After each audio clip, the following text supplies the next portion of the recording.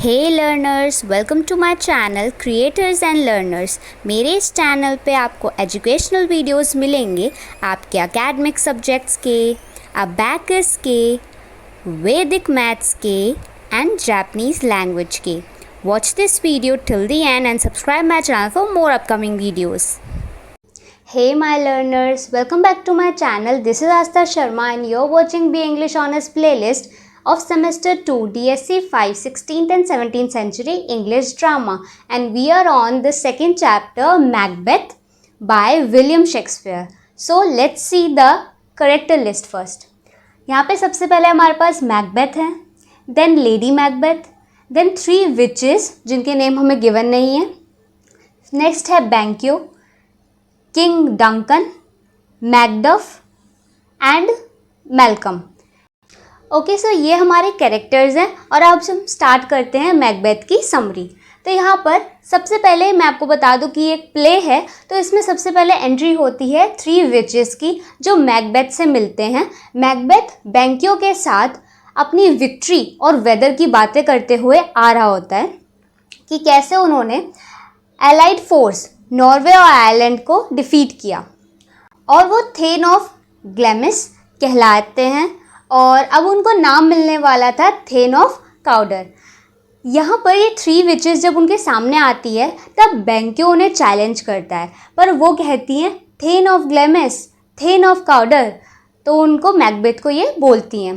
तब मैकबेथ उनसे बात करने लगता है कि थेन ऑफ ग्लैमिस तो मैकबेथ को टाइटल गिवन है, पर ये टाइटल तो उन पे है ही नहीं। तो विचेस ये बोलती हैं कि हमारी प्रेडिक्शन है, ये हमने आपको बताया है कि अब आपको ये टाइटल मिलने वाला है। और वो उनको ये भी बताते हैं कि जल्द ही मैकबेथ राजा भी बनने वाला है स्कॉटलैंड का। और इस बात पर दोनों को बिलीव नहीं होता है। मैकबेथ सोचता है कि वहाँ का राजा तो पहले से किंग डंकन है, मैं कैसे राजा बन सकता हूँ, तो ये चीज़ वो सोचता है। फिर बैंक्यो भी अपने फॉर्चून के बारे में इन तीनों विचेस से पूछते हैं, तो तब इनको ये बताती हैं कि तुम मैकबेथ से कम रहोगे, मतलब कि मैकबेथ के अंडर रहोगे, पर तुम्हारे जो डिसेंडेंट्स हैं, तुम्हारे आगे आने वाली पीढ़ी, वो राजा बनेगी। इसको ये बताते हैं। उसके बाद जब ये दोनों राजा डंकन के पास पहुंचते हैं तो वहाँ के सभी लोग उसको थेन ऑफ काउडर से बुलाने लग जाते हैं कि मैकबेथ अब आपको ये टाइटल मिल चुका है। तब मैकबेथ और बैंक्यो को विश्वास होता है तीनों विचेस की बातों पे। अब यहाँ पर ये सारी बातें लेडी मैकबेथ को मैकबेथ जाके बताता है कि कैसे कैसे उनको 3 विचेस मिली और उन्होंने ये सारी प्रेडिक्शन करी है।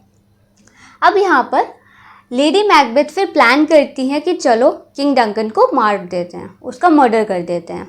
तो किंग डंकन बहुत खुश होते हैं इस विक्ट्री से, तो वो ये कहते हैं कि अब मैं मैकबेथ के पैलेस में रुकना चाहूँगा। तो फिर वो मैकबेथ के यहाँ ही रुकते हैं। वो कहते हैं कि मैं एक रात का स्टे करूँगा, ये लोग इंजॉय करेंगे, ड्रिंक्स वगैरह लेंगे और हम इंजॉय करेंगे। तो इस चीज़ के लिए वो मैकबेथ के घर रुकते हैं। लेडी मैकबेथ ने पूरी तैयारी करी होती है और दोनों मैकबेथ और लेडी मैकबेथ मिलकर किंग डंकन को मार देते हैं। और वो लोग कोई सबूत ना छूट जाए उसके लिए वो पहले ही इनके गार्ड्स को ड्रिंक्स वगैरह पिला देते हैं, तो उनको पता नहीं चलता क्या हुआ था और बाद में उन्हें मरवा भी देते हैं। तो क्या होता है, जब राजा मर जाते हैं, किंग डंकन मर जाते हैं, तो उनके बेटा भी इंग्लैंड चला जाता है, मतलब वो भाग जाता है इंग्लैंड। उनको लगता है कि मेरे को भी मार दिया जाएगा, इससे अच्छा तो मैं चला ही जाऊँ।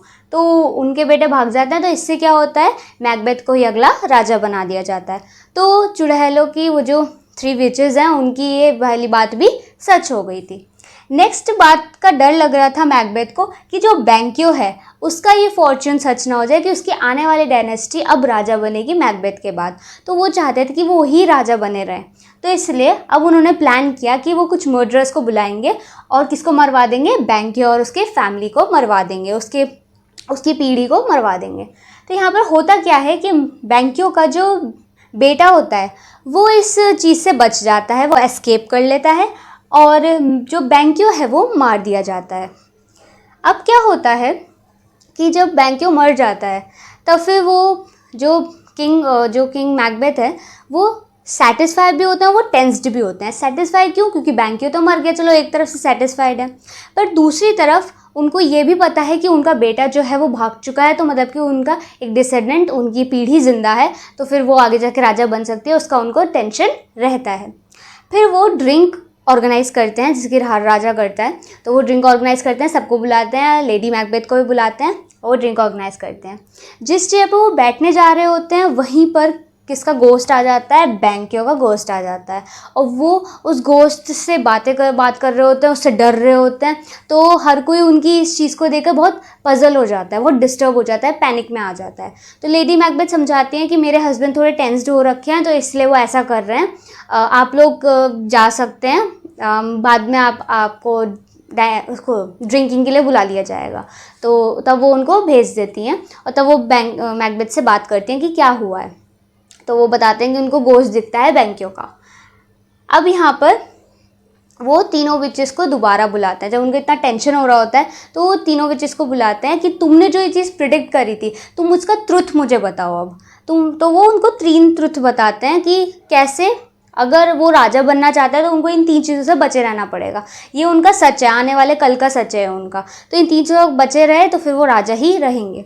तो यहाँ पर उनको बोला जाता है कि आपको मैकडफ से बच के रहना है। दूसरा, आपको एक ऐसे पर्सन से बच के रहना है जो किसी वुमेन से पैदा ना हुआ हो।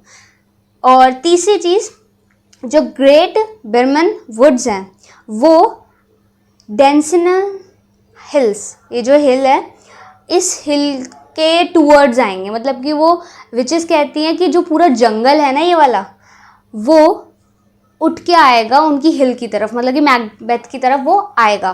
तो ये चीज़ वो बताते हैं। तो यहाँ पर वो कहते हैं कि चलो मैकडफ को तो मैं मरवा दूंगा, ये तो इससे तो मैं बच जाऊंगा। उसके बाद कोई भी ऐसा इंसान नहीं होगा जो किसी वुमेन से ना जन्मा हो। फिर तीसरी चीज़, पेड़ चलते नहीं हैं। तो वो फिर ये सारी चीज़ सुनकर सेटिस्फाई फील करता है कि ये सब तो पॉसिबल है ही नहीं।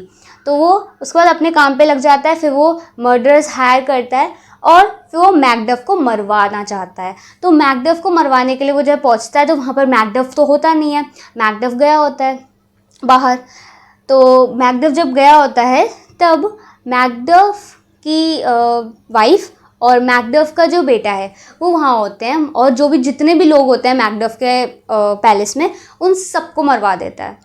ये बात जब मैकडफ को पता चलती है तो वो बहुत गुस्से में होता है और वो रिवेंज लेने को रेडी होता है। तब वो अपने फ्रेंड मैल्कम को बुलाता है, जो इंग्लैंड की आर्मी पूरी है उसकी, वो उससे ज्वाइन कर लेते हैं। और फिर उसके बाद वो मैकडफ आते हैं वापस स्कॉटलैंड और फिर मैकबेथ से बदला लेते हैं।